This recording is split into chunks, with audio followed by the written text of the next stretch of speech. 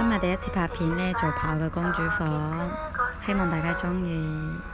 呢個牆紙呢係喺淘寶買嘅，50幾蚊個黐成幅牆。呢個係一個食飯嘅台，擺滿足蠟燭嘅，其實都冇乜喺屋企食飯嘅。呢個化妝區擺滿晒，有啲亂嘅。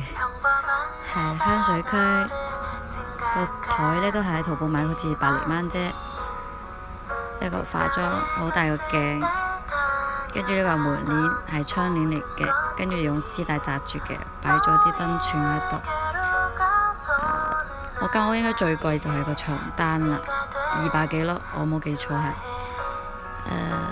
呢個都係窗簾自己做嘅，喺淘寶買嘅，跟住變成一個長簾咁樣咯，擺咗啲燈串啦都係。